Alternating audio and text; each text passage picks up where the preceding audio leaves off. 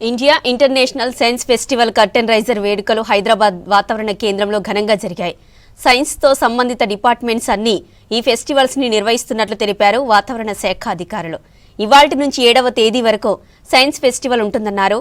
రాగల 20 నుంచి 30 సంవత్సరాలలో భారతదేశం సైన్స్ పరంగా ఎంత అభివృద్ధి, పురోగతి సాధిస్తామనే లక్ష్యంతో ఈ వేడుకలు నిర్వహిస్తున్నట్లు అధికారులు తెలిపారు.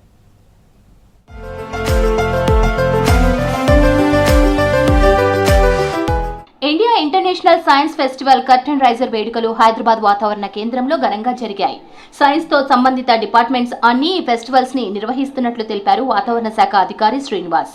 ఇవాల్టి నుంచి 7వ తేదీ వరకు సైన్స్ ఫెస్టివల్ ఉంటుందన్నారు. రాగల 20-30 సంవత్సరాలలో భారతదేశం సైన్స్ పరంగా ఎంత అభివృద్ధి, పురోగతి సాధిస్తామనే లక్ష్యంతో ఈ వేడుకలు నిర్వహిస్తున్నట్లు చెప్పారు. ఈ సైన్స్ ఫెస్టివల్ కి యంగ్ మైండ్స్ విద్యార్థుల్ని వాతావరణ శాఖ కేంద్రానికి ఆహ్వానించామన్నారు. దాదాపు 10 ప్రభుత్వ పాఠశాలల నుంచి 200 మంది విద్యార్థులు వచ్చారని చెప్పారు.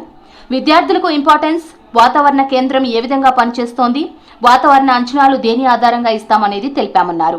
విద్యార్థుల సందేహాలను క్లియర్ చేశామన్నారు వాతావరణ శాఖ అధికారి శ్రీనివాస్. భారతదేశం సైన్స్ పరంగా ఎంత అభివృద్ధి సాధించాలి, మనం ఇంతవరకు ఎంత సాధించాము అన్నది దీనికి లక్ష్యము.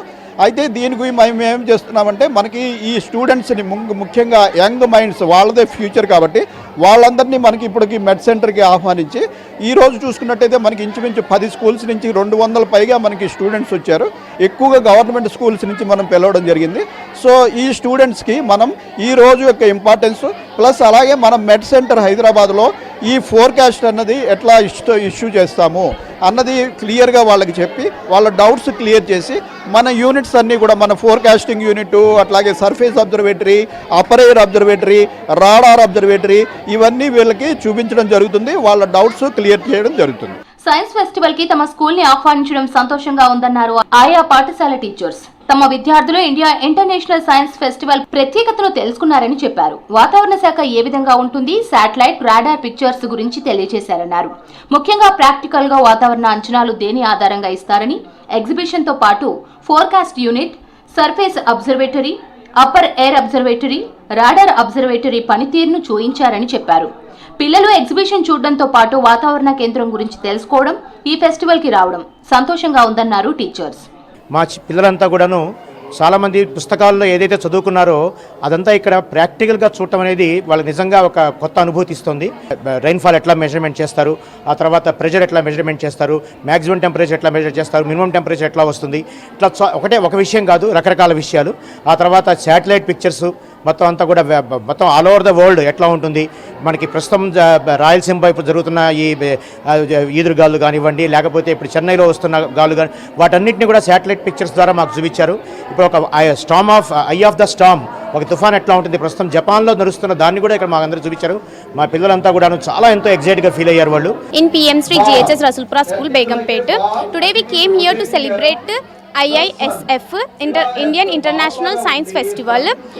Today we learn lot of things from Nagaratnam madam.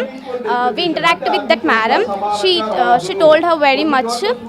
We gain lot of things like aspects, wind, climate, precipitation, wind, etc.